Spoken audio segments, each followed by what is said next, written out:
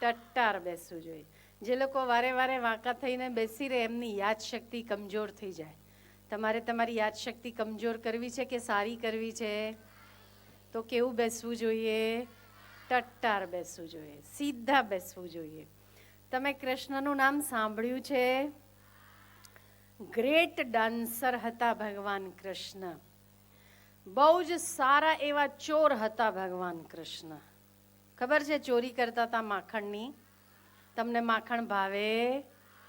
ખાઓ છો? માખણ અને મિશ્રી ખાવાથી શરીરની તાકાત વધે.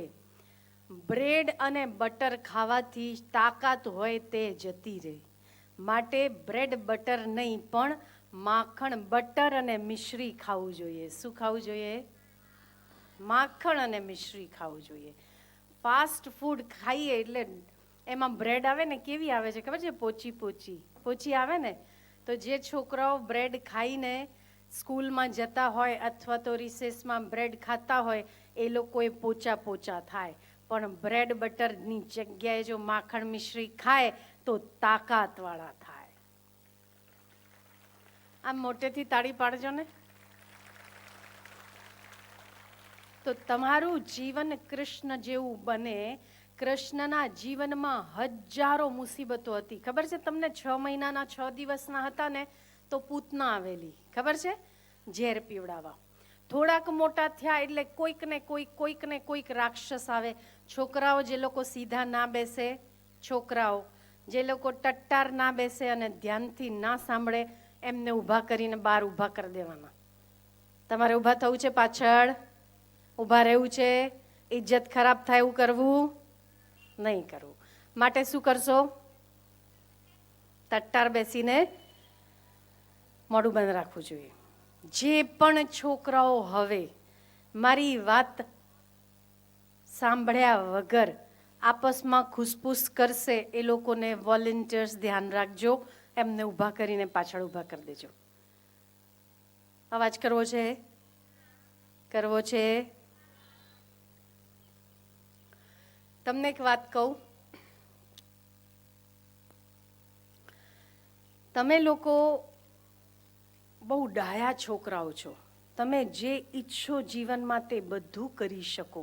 હું તમને ફક્ત 2 કે 3 વાતો કહીશ, એ તમારે કરવાની રહેશે. કદાચ તમે તુલસીના પાન સાંભળ્યા, સૂર્યને જળ સાંભળ્યું. દરરોજ ભગવાન સૂર્યને જળ ચડાવવાથી બુદ્ધિ શક્તિ વધે. તમે જે વાંચો એ તમને યાદ રહે. ધરતી માતાને પગે લાગવાનું શીખ્યા? હા કે ના? દરરોજ કર દર્શન કરવાનું શીખ્યા? બરાબર. મમ્મી પપ્પાને પગે લાગવાનું શીખ્યા?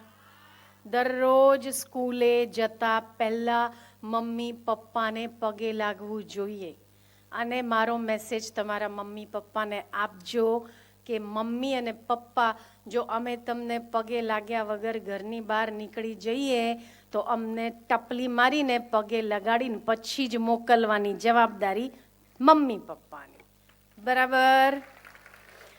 જો તમને દુનિયામાં કાંઈક મફતનું મળતું હોય, વગર મહેનતે જો તમને કાંઈક લેવાની ઈચ્છા હોય તો એ વસ્તુ છે મમ્મી પપ્પાના આશીર્વાદ. મફતમાં મળે અને એની સફળતા પરિણામ સ્વરૂપે તમને મફતમાં મળે.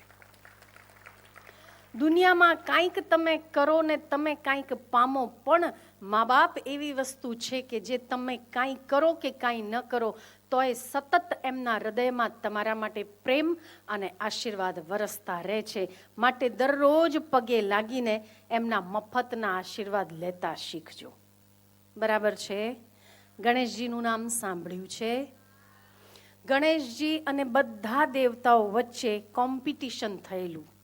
જેમ આજે તમારી પ્રતિયોગિતા છે ને, એમ દેવતાઓમાં એ પ્રતિયોગિતા થયેલી. અને કોણ દેવતા સૌથી શ્રેષ્ઠ દેવતા છે, કયો દેવતા સૌથી મહાન દેવતા છે, એની પ્રતિયોગિતા થયેલી, પ્રતિસ્પર્ધા થઈ. અને ભગવાન શિવજીએ કીધું કે જે પણ દેવતા પોતાના વાહન ઉપર પૃથ્વીની પરિક્રમા કરીને સૌથી પહેલો આવે એ સૌથી મોટો દેવ. બરાબર? સમજાયું? હું તમને પૂછીશ થોડી વારમાં. છોકરા કે ડોકરા? છોકરા એટલે કેવા બેસવું જોઈએ? ટટ્ટાર. ભગવાન ગણપતિ, કાર્તિકે, ઇન્દ્ર, ઘણા બધા દેવી દેવતાઓ પોતપોતાના વાહન લઈને પૃથ્વીની પરિક્રમા કરવા નીકળી પડ્યા. બધા ફાસમ ફાસ એમ, મારાથી કોઈ પહેલું તો ના જતું રહે, મારાથી કોઈ વહેલું તો ના જતું રહે, એમ કરી કરીને દોડી પરિક્રમા કરી. પણ ભગવાન ગણેશજી એટલા બુદ્ધિશાળી હતા અને ભગવાન ગણેશજીએ વિચાર્યું કે હું મારા ઉંદર ઉપર સવારી કરીશ તો ક્યાંય પહોંચીશ નહીં. ઉંદર બિચારું મને ક્યાંક પહોંચાડે, ક્યાંય ન પહોંચાડે. કોઈનો મોરલો હોય તો ઉડી જાય, કોઈનો હાથી હોય તો દોડી જાય, પણ મારું ઉંદર મારું વજન લઈને દોડે કેટલું? શાસ્ત્રોમાં માતાને સર્વ તીર્થમય કહેવામાં આવ્યું છે. પૃથ્વી પરના જેટલા તીર્થો છે માતાના ચરણોમાં છે, અને સૃષ્ટિમાં જેટલા દેવતાઓ છે એ પિતાના ચરણોમાં વાસ કરે છે. ત્યારે મારે બહાર ભટકવાની જરૂર શી? મારે તો અહીંયા બેઠેલા માતા પિતાની વંદના કરી અને એને 7 પરિક્રમા કરી દઉં તો મને 7 વાર પૃથ્વીની પરિક્રમા કરવાનું ફળ મળી જાય હો. માટે બુદ્ધિમાન ગણેશે ક્યાંય જવાનો વિચાર છોડીને શું કર્યું? મમ્મી પપ્પાની પ્રદક્ષિણા કરી. માતા પિતાને વંદન કરીને માતા પિતાની પ્રદક્ષિણા કરે છે. ત્યારે દેવી દેવતાઓ બધા જ આકાશથી પુષ્પોની વર્ષા થાય છે અને ભગવાન શિવજી કહે છે કે બેટા ગણેશ, તારા જેવી ચતુરાઈ ને તારા જેવી બુદ્ધિ બીજા કોઈ દેવતામાં મેં નથી જોઈ. માટે આજ પછી સર્વ દેવોના અગ્રણી જો કોઈ કહેવાશે તો એ તમે કહેવાશો. જ્યારે સંસારમાં કોઈ સારું કામ ને મંગળ કામ થવાનું હોય ત્યારે તમારી વંદના પહેલી કરવામાં આવશે.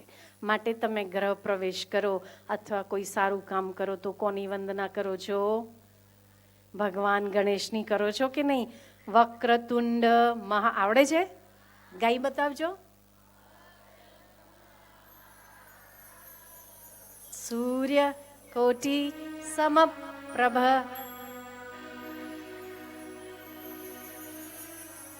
સર્વ કાર્યેષુ સર્વદા. ગણેશજીની વંદના કરવામાં આવે છે ત્યારથી જ્યારથી ગણેશજી પોતાના માતા અને પિતાનો આદર કરી એમની પરિક્રમા કરે. તમારો જન્મદિવસ આવે ને ત્યારે તમે એ દિવસે ચોક્કસ પોતાના માતા પિતાની પ્રદક્ષિણા કરજો, તો તમને ઢગલા આશીર્વાદ મળે અને તમે સફળ થશો. પરીક્ષામાં સફળ થવું હોય તોય મા બાપ, તમારા 3 વ્યક્તિઓ એવી છે આ સંસારમાં જે તમારું હિત કરે છે. તમે ખોટું કરો તેમ છતાંય તમને ઉદાર હૃદયથી માફ કરે એ પહેલી માં, બીજો પિતા અને ગુરુ. 3 વ્યક્તિઓ આ સંસારમાં એવી છે જે તમને કંઈક ને કંઈક આપતી રહે છે. પોતાની ઉપસ્થિતિથી આપે છે, પોતાની વાણીથી આપે છે, પોતાના ભાવથી આપે છે, પોતાની શ્રદ્ધાથી આપે છે, પોતાના વચનોથી આપે છે અને પોતાની દ્રષ્ટિથી આપે છે. માટે ગુરુ આદરણીય છે. ભણતા પહેલા ગુરુની વંદના અને સરસ્વતીની વંદના કરવી જોઈએ. તમે રાત્રે ભણો છો કે સવારે? પરીક્ષા હોય તો રાત્રે વાંચવા બેસો કે સવારે? રાત્રે કે સવારે? કેટલા લોકો રાત્રે વાંચવા બેસે? બરાબર. રાત્રે ભૂત જાગે કે ભગવાન? ભૂત. સવારે કોણ જાગે? તો તમે ભૂત છો તો રાત્રે વાંચો છો? જો તમારે વાંચેલું યાદ રાખવું હોય તો રાત્રે વાંચવાનું છોડી દેજો. રાત્રે જે લોકો વાંચે એમને ઊંઘ આવે ને એમને કાંઈ યાદ રહેવાનું હોય તોય બધું હવામાં ઉપર ઉડી જાય. માટે રાત્રે વહેલા સૂઈને સવારે 4, 4:30, 5 વાગ્યા સુધીમાં જો તમે ઉઠો છો તો તમને વાંચેલું 100% વાંચો તો તમને 80% યાદ રહે, ને રાત્રે તમે 100% વાંચો તો તમને 10% યાદ રહે. 10% સારું કે 80% સારું? તો કેટલા વાગે વાંચવું જોઈએ? બરાબર. હવે હું તમને એક વાત કહું છું કે જો તમે સવારે વાંચવા બેસો તો શાંત ચિત્તે હાથ જોડીને, હાથ પગ મોઢું ધોઈ 3 કોગળા કરીને પૂર્વ અથવા ઉત્તર દિશા બાજુ, મમ્મીને જો જેમના માતા પિતા અહીં ન આવ્યા હોય એ લોકો, બાળકો મમ્મી પપ્પાને ઘરે જઈને આ વસ્તુઓ કહેજો. પૂર્વ અને ઉત્તર બાજુ મોઢું રાખીને વાંચવાથી વાંચવાનું જલ્દી યાદ રહે. કઈ દિશા? પૂર્વ અને ઉત્તર. દક્ષિણ અને પશ્ચિમમાં બેસીને વાંચવાથી યાદ હોય એ પણ ભૂલાઈ જાય. માટે પૂર્વ અને ઉત્તર દિશા સૌથી ઉત્તમ દિશા છે. તમે પૂર્વની બાજુ સવાર સવારમાં ઉઠો, 3 કોગળા કરો, હાથ પગ મોઢું ધુઓ, તમારી ચોપડી તમારી સામે રાખો, બંને હાથ જોડી, કમર સીધી. છોકરા કે ડોકરા? છોકરા. કેવું બેસવું જોઈએ? હાથ જોડીને આંખો બંધ કરજો ને મારી પાછળ હું બોલાવું એમ બોલજો. ઓમ સરસ્વત્યૈ નમઃ.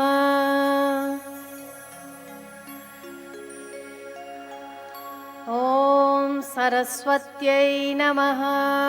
ઓમ સરસ્વત્યૈ નમઃ. ઓમ સરસ્વત્યૈ નમઃ. ઓમ સરસ્વત્યૈ નમઃ. ઓમ સરસ્વત્યૈ નમઃ. ઓમ સરસ્વત્યૈ નમઃ. ઓમ સરસ્વત્યૈ નમઃ. ઓમ સરસ્વત્યૈ નમઃ.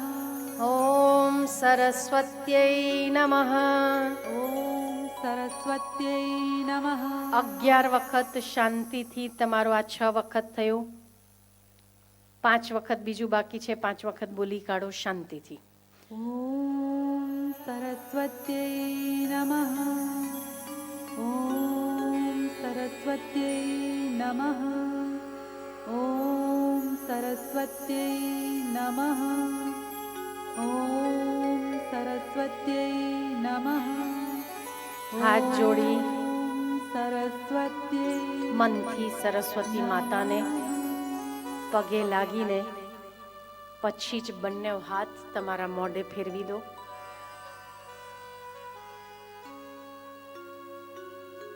આટલું કરીને સવારમાં જો વાંચવા બેસશો તો તમને વાંચેલું જલ્દી યાદ રહેશે. નંબર 1. નંબર 2, તમે જે વાંચો છો ને પરીક્ષામાં ભૂલી જાઓ છો. ભૂલી જાઓ છો ને? ભૂલી જાઓ છો ને? બસ. તો તમે એક કામ કરશો. હમણાં કહું કે પછી કહું? હમણાં. તમે બધા આમાં ભાગ લેવા આવ્યા છો. તમારા બધા જ પ્લે મળીને કેટલી વાર લાગે એમ છે? કલાક? 2-2.5 કલાક? 15-15 મિનિટ? 15-15 મિનિટ. તો પછી હું તમને બધાને પછી જ કહું. પહેલાં આપણે આ શરૂ કરી દઈએ. એ પહેલાં ડોકરા કે છોકરા? વારે વારે આમ કેમ થઈ જાઓ છો? તમે મારી પાસેથી પરીક્ષામાં યાદ રહે એ શીખ્યા વગર જતા નહીં. મને યાદ અપાવજો, બરાબર? એ વગર જતા નહીં. આપણે હવે શરૂ કરીશું. ઓમ નમો ભગવતે વાસુદેવાય. બોલજો. ઓમ નમો ભગવતે વાસુદેવાય. ઓમ પરમાત્મને નમઃ. ઓમ પરમાત્મને નમઃ. ઓમ ગોવિંદાય નમઃ. ઓમ ગોવિંદાય નમઃ. ઓમ શ્રી ગુરવે નમઃ. ઓમ શ્રી ગુરવે નમઃ. ઓમ શ્રી ગણેશાય નમઃ. ઓમ શ્રી ગણેશાય નમઃ.